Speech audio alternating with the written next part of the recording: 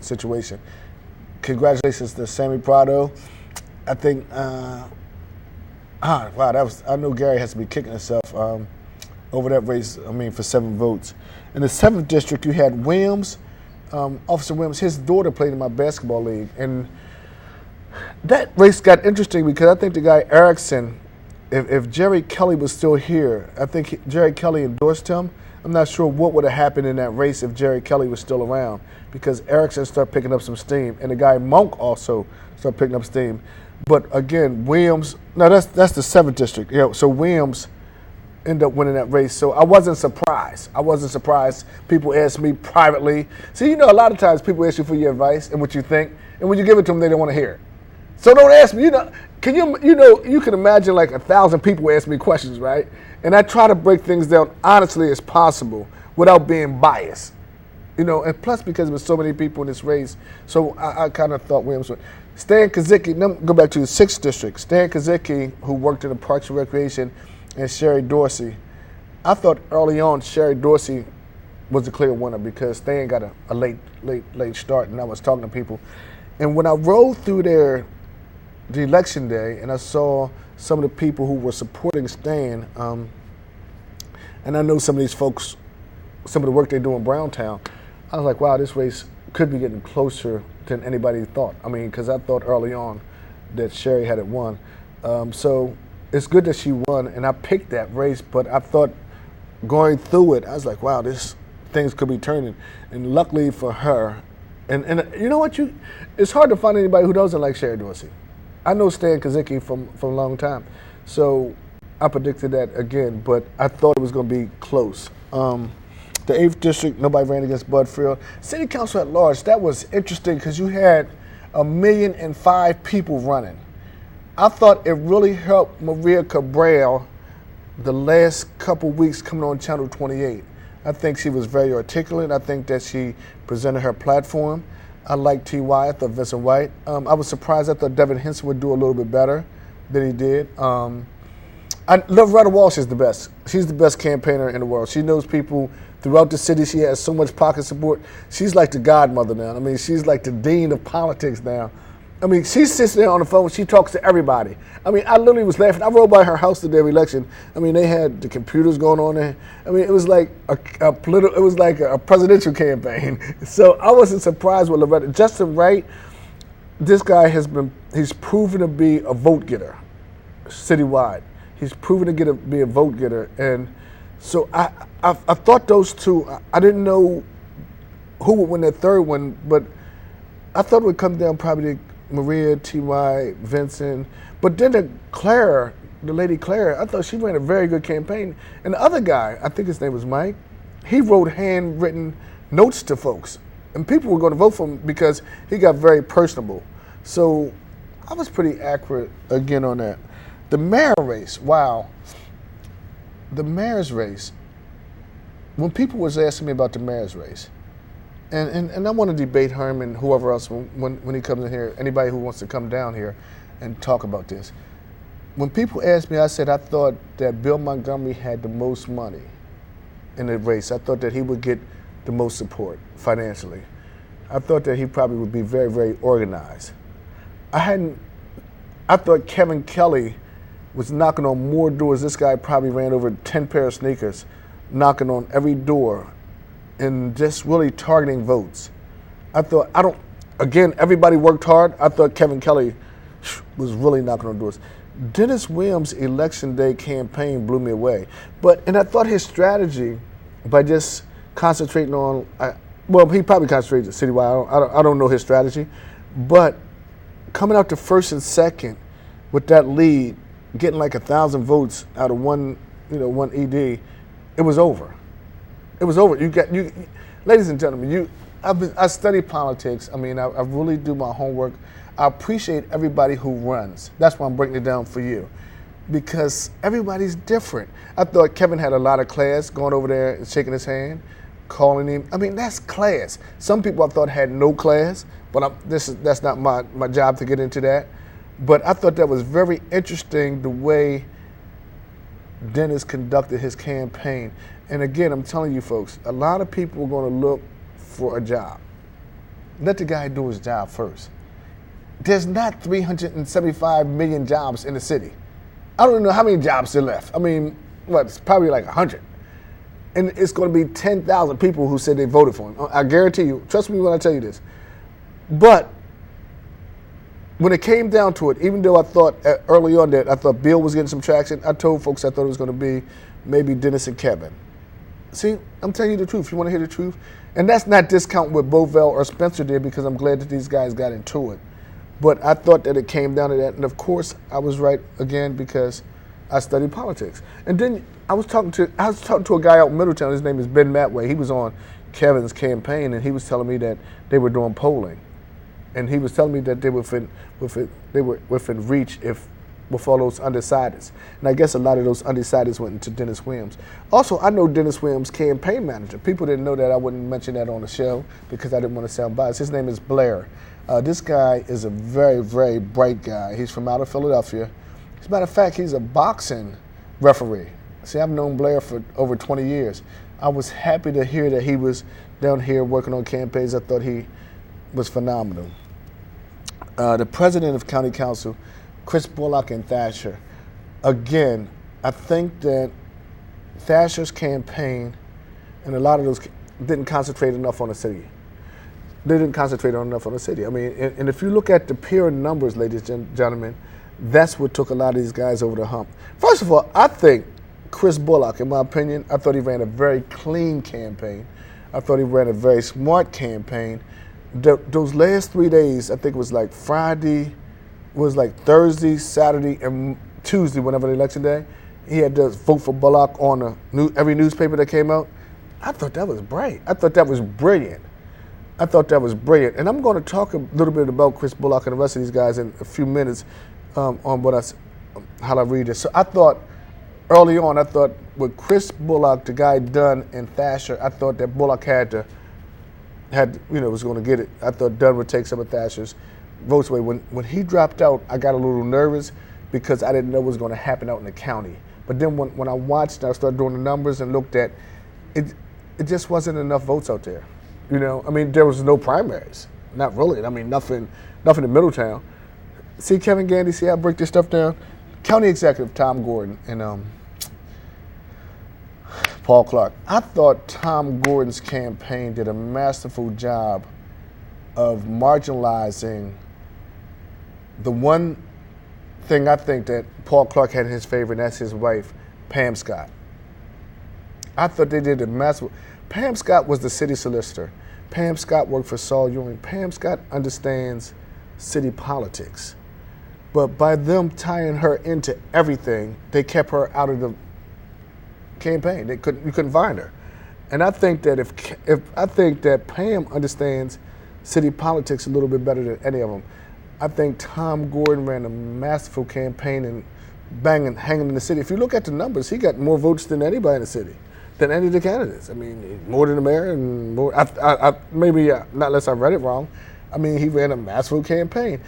I talked to everybody, and I remember talking to these guys from Clark's early on, and they were saying that the city.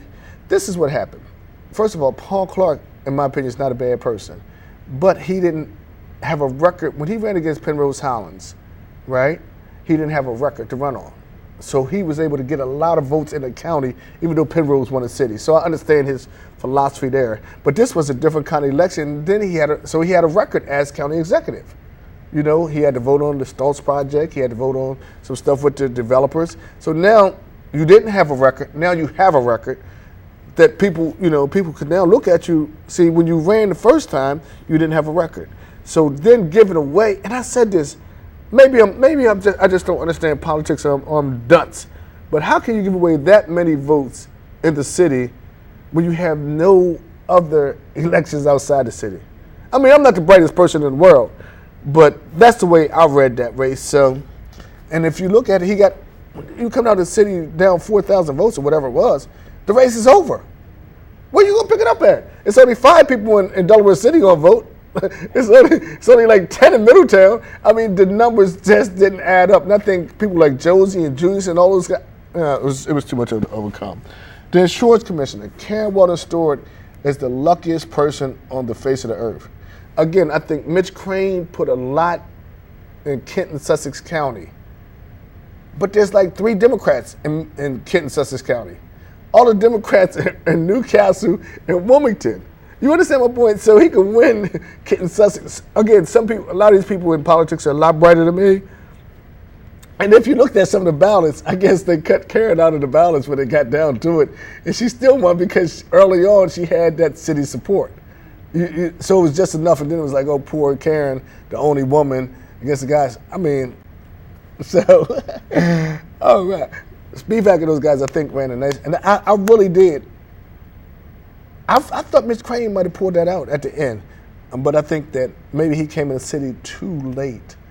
And Karen Stewart had made some dents. Know what the biggest shock to me was? Arthur Scott and Stephanie Bolden. Not that Signs vote. No. I thought that Stephanie would win by a little bit. I didn't think she would blow him out. That's what I'm saying. Nah, because because I looked at some of his push pieces. I mean, then it became. I said, wow, this guy is not just running a campaign on just signs. Okay, that he sent out some literature, some direct mailings. So once I looked at some of the direct mailings, I said, "Wow, this is getting a little closer." Not to say I didn't know if he would win. I thought because Stephanie Bolden, for some, she got her big signs up and all that, and she got all the deltas, and she got the money from the state house. So I wasn't surprised. I was surprised at the margin. That was the biggest. That was the margin really surprised me. Charles Potter.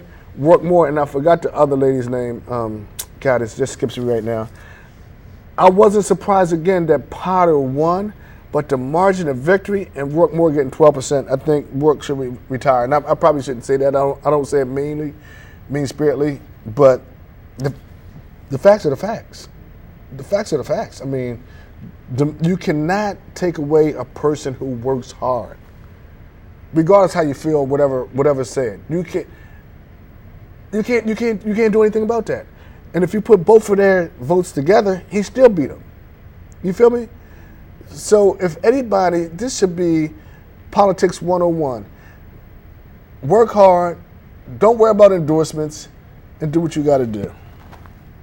I was not sad to see Tony DeLuca lose to Mr. Townsend. I shed no tears at all. You know why? Because what he did to Delaware State University, in my mind, was criminal. Not voting for scholarships for those black students, I did not like, even though he changed at the end, I did not like, and it affected a lot of us. So bye-bye, Mr. DeLuca. You know what I mean? Because they wouldn't have did that. If it was University of Delaware students, do you think he would have did that? Are you crazy? So, Mr. Townsend, congratulations. Sean Matthews, he ran against the guy out there, Dennis Williams. Sean Matthews had a good showing. Sean Matthews used to work for me. Again, Sean, congratulations on running a hell of a campaign on a shoestring budget. I mean, you defied all odds. Ladies and gentlemen, okay, the biggest winners, I think, would be the City Democratic Committee. I think Mark Marvani cut more deals and talked to more people than I don't even know how he can remember half the names and half the people he talked to. He was probably saying, look, okay, I'm going to do this for you, I'm going to do that for you. That guy, from people talking to me, right? This guy was cutting deals with everybody's cousins, brothers. Whew. But sometimes that kind of stuff can backfire on you, Mark, but it didn't backfire you on it right now. But wow, the biggest losers, of course, was the State Democratic Party. They picked nobody right.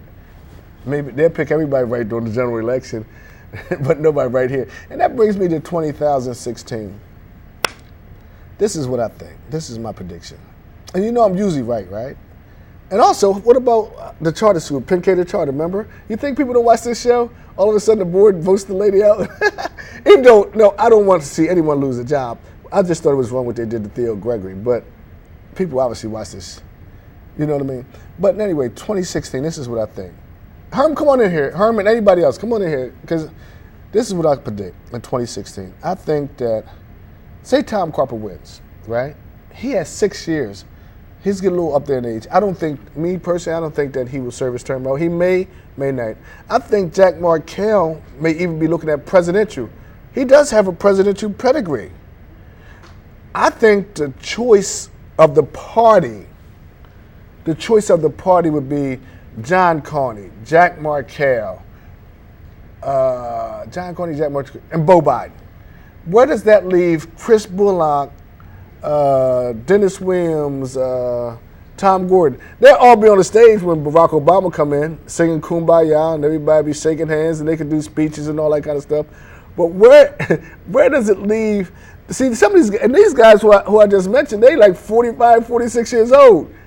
So the party's going to say, these guys run our party until they get 80, then their kids and do it. Look at Tom Carper. These guys, it's just like a succession. But a lot of these people who ran defied that, so I would be nervous. Where does that leave Chip Flowers? Where does that leave Matt Dinn? It's going to be amazing because I believe in my heart that somebody's going to cut deals, because one of them going to have to be U.S. Senator, somebody's going to have to be governor, and there's not a lot of room. So I broke everything down. And me and Herm's going to talk, then we're going to open up the phone lines and take some calls. What do you think? Did you get a chance to hear some of the stuff I said? Yes, I heard all of it. So what do you agree or disagree with? I agree pretty well with all that you said. Mm-hmm. It's pretty well all that you said. I guess number one, having been very, very close to the workings of Dennis Williams' campaign, mm-hmm. number one.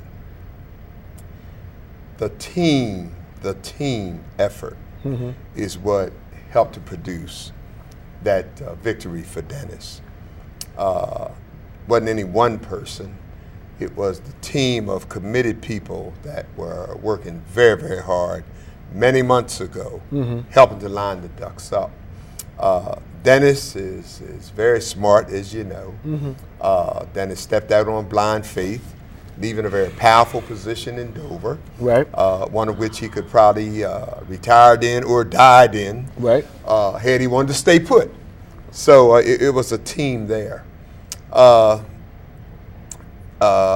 races that I figured were going to be possibly squeakers was Scotty and Stephanie. So you agree with me? I really felt that Scotty was really working. Right. Though Stephanie's a hard worker as well. But I figured Scotty could possibly squeak by there, the way he was working. And when you look at Beverly Bell and Mrs. Cynthia Oates and Scotty's crew there, mm-hmm. those folks that are loyal to Scotty, and then you look at that segment of voters that were very disappointed in Stephanie running against Hazel in the first. Mm-hmm. So I figured with that all piled in, and Scotty having a lot of money as well to spend, I felt Scotty was going to really edge her out. I stayed completely out of it. Mm-hmm. Scotty tried his darndest to get me to allow him have time and come on and all that. And although I was still disappointed in Stephanie, love Stephanie, mm-hmm. but the politics she plays with the party sometimes mm-hmm. is far too close. And when you're going to tell me that you want me to support you for city council person against Chi, and you want to come on my show one day and you're down here, and I say, yeah, okay, and are you supporting me for president of council? And she started laughing and said, no, I can't, because I'm a chairman. How the hell are you going to ask me to come on my show and want me to support you and you're not supporting me? I agree with Let me throw some stuff out to you. Tom Gordon worked very hard. I seen Tom as a squeaker, if not a bigger majority against Paul. Let me ask you a question. Let me go back to Dennis Williams, mm-hmm. Mayor Williams, right? Mm-hmm. How do you feel? You know, you've been around a lot longer than I. Do you think, the bottom line is, like you said, there's a few jobs in administration that he's going to be able to appoint, right? Mm-hmm. Mm-hmm. Do you agree with me that out of the, say, 70 jobs, there's going to be 4,000 people trying to knock on his door and get a job? Well, the funny part about that, Norman, is the night of the election after the victory, and I agree with you that, again, our understanding of the strategy was if Dennis came out of the first district strong, mm-hmm. and he did, and so did Charlie Potter. If he did, that was going to push it, and if we just kind of held our own in other little pockets, Dennis was going to be the victor. But I agree with you, and it's the weirdest thing, Dennis adopting the slogan public safety first. Yeah. That resonated with people all over the city, from Little Italy to Riverside. Folks are very concerned about it. And with the job thing, what was really funny, young man, I won't call his name, you know him, pulled in as I was leaving down at Celebrations. I went down just to go with Dennis and walk in and all that and see some of the folks and get out of there. I went down to the Golden Dove, sitting here, had a hot cup of coffee by myself and went on home. But a young man pulled in, and he was waiting as I was getting ready to back out of my parking spot, and he said the place was packed, and he said, "Hey, Howard, what's going on in here?" And I said, "Dennis Williams just won the mayorship," and the folks are in there. So he said, "Oh, hell, let me get in there." Now, right away, I felt he was going to run in, man, we did it, yada, yada. You know, the people that say, "I was with you and we did it," you know, a whole lot of folks were nowhere around or hiding in somebody else's cab. But now, because they think there's jobs and other things, it's only going to be a handful of those. The plus in all of this for good-willing folks that want to work is that Dennis is going to use every ability that he has to work with the big business folks, the developers and everybody else, the waterfront and Pizzica and all those folks. I don't know who's staying, who's gone, or where Dennis, how he looks at a lot of that stuff. But the bottom line, and I know is in his mind, is that we must open up this job market to Wilmingtonians first. And from there, then other contractors bring in or bringing in your crew. You got to take some Wilmington people, put them to work. Good. Let me ask you another. Alvin, put up the phone so people can ask me and Herm some questions. Herm, let me ask you another question. What do you think, right? What do you think about the structure, like I said, the Democratic Party? Because you have an outside group. I would say that Tom Gordon, Chris Bullock, not necessarily Dennis, but Chip Flowers, or some of them would be the outside group. And you would say John Carney, Jack Markell, Tom Carper would be the inside group. Okay. Would you agree with me? I agree. And then you would, I guess, I don't know where we put Matt Dent, even though, and I like Matt Dent immensely. Let me say that. And I think Matt and I have conversations. I see Matt as a part of the inside. You see him as part of the inside group. So where do you think, and now I think the people send a clear message that we're not worrying about endorsements. We're going to go with who we like. So where do you see the party going? Well, I see. As I put the number up? You said Chip Flowers. Maybe take Dennis out of that equation. And I'm not even seeing Chip. Okay. Chip stayed at everything. He played safe, and that's what he chose to do. But the bottom line is the fact that when the decision was made one by one early in to team up, we created a coalition between Dennis, between Gordon, between Chris Bullock, you understand? And at one point was really strong in having Karen Weldon Stewart there until some other stuff happened. But that was the strategy that I felt was the best way for all three of those persons to run together. Chris Bullock has a church busing from the scenes, as you know. He runs 2 services and is working to do 3. The bulk of his people come from the city of Wilmington. So why would we not team up and get benefit of his folks that we're connected, and he get benefit of Dennis and Charlie's? You see what I'm saying? And the same thing with Tom Gordon. I heard you say Tom got the strongest vote out the city.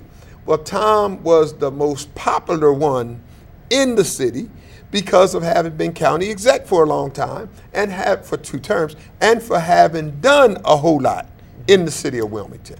So, but when you take what Tom brings to the table and his popularity, you take Chris Bullock and what he brings to the table, you take Dennis and what he brings to the table, and even you throw in there Charlie Potter, and you hook that up as a team. That's a strong team, man. Herm, let me ask you. That's unbeatable. If you put the number up there, I appreciate it immensely. Let me ask you this, right? You've been, like I said, you've been involved with politics for a long time, probably since you were 3 years old. Not quite. But I'm gonna tell you why I get frustrated with us. Okay. I appreciate that we do get involved election day, right? But you know, it's like the old cliche: you give somebody a fish, you feed them for a day, you teach them fish, feed them for life, right? Right. So and I heard you say, look, take the money, take the $100 or whatever, Go on there and vote for Dennis. And I did that with Al Sharpton. Right. But so I understand that. But what I don't understand, what I don't like is why don't we get more involved at that level? You know, you understand? Like I went out to the Democratic headquarters the night of election, right? And no disrespect to the Democratic Party because they just doing what they got to do. I saw not one black person sitting in that room. I saw about 10 young whites, and so they're going to be the up and coming people. They're going to be spread through all these administrations. Because I mean, to be honest, you walk through after Election Day, you can walk through any of these administrations, I agree. and you might see one or two people look like us. I hear you. Why don't we, our younger folks, get more involved? See, you guys taught me how to get involved. Your father, you, Cash Yonkard, Bobby Marshall, you guys, when I was a young guy. Dan Farley when I first came out of school. Why is that, Herm? Norm, explain that to me, please. Very simple answer to it. And I've been talking with Sammy Congo about this. We talked about it out in the hall this evening. Me, him, and Jim Harris. Norm, it's a very simple thing. Our leadership goes back when the dust settles to business as usual. You know, the masses are not going to rally and stay involved if we don't keep them involved. Give you a good case in point. After the election, the primaries and whatnot, 4 years ago, I remember you, and you'll remember, that Sunday after, you had all of the young guys that ran and lost on your show. It was Nami, was everybody. You see what I'm saying? And they talked about working together, staying together, and trying to do some things going into the future. They're talking about it now, some of the others, and some of them. But Norman, if the younger guys don't accept some of the leadership from us, Norman, it's going to fall apart. And I hate to see it, but that's what's going to happen. Those guys went off into their own worlds as they business as usual after the elections. And we were not, and we're as guilty as them, because we were not trying to insist that we constantly call meetings and keep them involved and sit down to talk about how we build on the unity of where we are. The lines are lighting up. If you have a phone call for If we don't do it, we're going to blow it. Thank you, buddy. If somebody have a phone, I mean, talk to us with good sense, please. Turn down your radio and your TV. If you, I mean, seriously, I want you to tell us about what you think about the election results. And maybe I'm off base, maybe I'm not off base. What's your thoughts? How you doing? Welcome to the show. Yeah, good evening. All the politicians that came too early, I told them, I said, you can't buy me in 45 minutes. I already knew I wanted to vote. So I studied all of them. So I didn't need their little chicken or their little whatever they had. That's all I got to say. Thank you, buddy. I'm glad you needed more than chicken. How you doing? Welcome to the show. Yes, hi. I would just like to make a comment. I think it was a very, very good election. I don't think the turnout was to the point where it should have been. But I don't think that Governor Markell is presidential material. He's okay statewide, but I don't think he's presidential material. Yes, he has done some good things.